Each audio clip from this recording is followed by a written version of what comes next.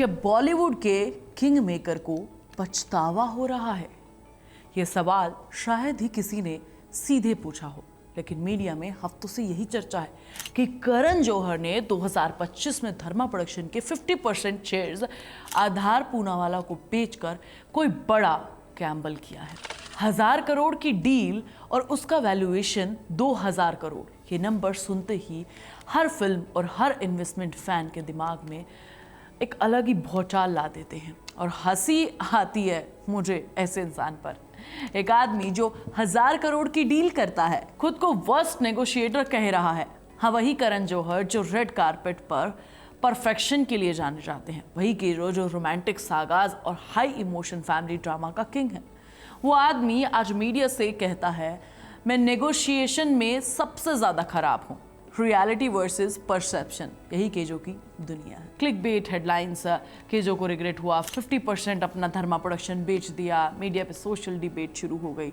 लोग सोचने लगे कि क्या करण जौहर ने अपनी क्रिएटिव इंडिपेंडेंस खो दी है? क्या आधार पूनावाला अब धर्मा के कंट्रोल अपने हाथ में ले लेगा? ये सुनते ही ऑडियंस को लगा कि शायद रिग्रेट हो सकता है, लेकिन केजो के लिए ये डील सिर्फ पैसा नहीं थी। ये था एक स्ट्रैटेजी, एक प्लान और थोड़ा सा self depressing humour.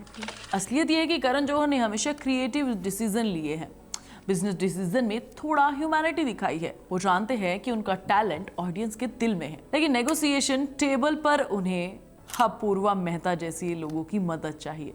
Apoorva Mehta जो करण जौहर के स्कूल और कॉलेज फ्रेंड है, धर्मा प्रोडक्शन की बिहाइंड द सीन स्ट्रैटेजी के मास्टरमाइंड है। वो करण जौहर खुद कहते हैं कि वो क्रिएटिव सोर्स हैं और अपूर्वा बिजनेस ब्रेन। 20 साल से ये कॉम्बिनेशन धर्मा यूनिवर्स को रन कर रहा है। अब सवाल ये उठता है कि क्या ये डील करने का सही समय था? करण जौहर का जवाब सिंपल है। उन्होंने सोचा था कि 50% इन्वेस्टमेंट अगर आगे सही तरीके से बढ़ी तो वो इसे 1500 करोड़ में बदल सकते हैं। मतलब करण जौहर ने सिर्फ पैसा देखकर ही नहीं, उन्होंने भविष्य की पॉसिबिलिटीज भी देखी। Creative expansion, content empire build करना और ऑडियंस के लिए नई दुनिया जोड़ना, ये सब उनके दिमाग में था। और फिर आती है नागजिला, उनके प्रोडक्शन हाउस की सबसे बड़ी फिल्म। कार्तिक आर्यन इस फिल्म में है और अगर क्लोजली देखें तो आप देख पाएंगे कि ये डील सिर्फ मनी का खेल नहीं है, ये डील उनके कंटेंट यूनिवर्स के लिए है। धर्मा अब सिर्फ रोमांटिक फिल्म में सागा नहीं बनाने वाला है, वो फ्रेंचाइजी, आईपीज और हाई कंटेंट फिल्म्स बनाने की तैयारी कर रहा है।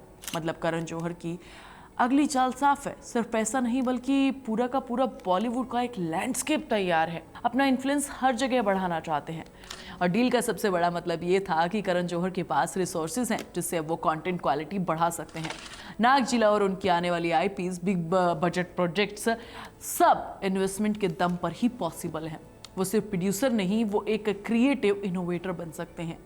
ऑडियंस को एक्सपीरियंस मिलेगा, बॉलीवुड को नया डायरेक्शन मिलेगा और ऑडियंस के लिए सबसे एक्साइटिंग चीज़ ये है कि नागजिला सिर्फ एक फिल्म नहीं, ये वो स्टेप है जिससे करण जौहर अपनी क्रिएटिव यूनिवर्स में नए स्टार्स, नए आईपीज और नए ऑडियंस को लेकर आने वाले हैं। डील सिर्फ पैसे की नहीं है बल्कि भविष्य के फाउंडेशन की है। कहानी की सबसे मज़ेदार बात यह है कि करण जौहर जो अक्सर रेड कारपेट पर परफेक्शन के फेस के साथ दिखते हैं, वो नेगोशिएशन टेबल पर कमज़ोर हो ही नहीं सकते भाई। उन्होंने बहुत दिमाग लगाकर ये डील की है। क्रिएटिव का किंग बिजनेस में नहीं कमज़ोर हो सकता। वो जानते हैं कि इस डील के थ्रू वो क्या कुछ कर सकते हैं।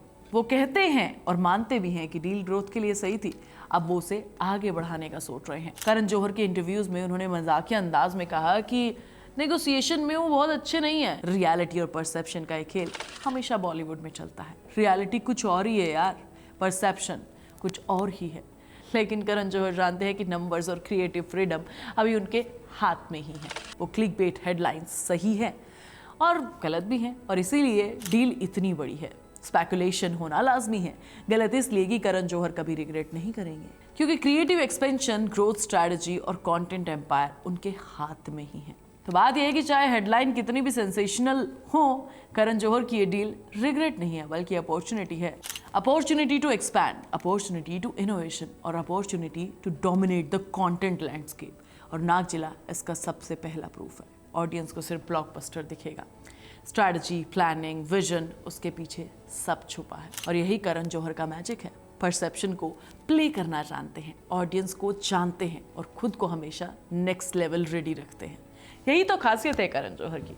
तुम्हारा क्या कहना है मुझे कमेंट करके ज़रूर बता देना। सुहानी तुम्हें नेक्स्ट वीडियो में मिलेगी, तब तक तुम चैनल को सब्सक्राइब कर लेना और वीडियो को लाइक और शेयर करना बिल्कुल मत भूलना।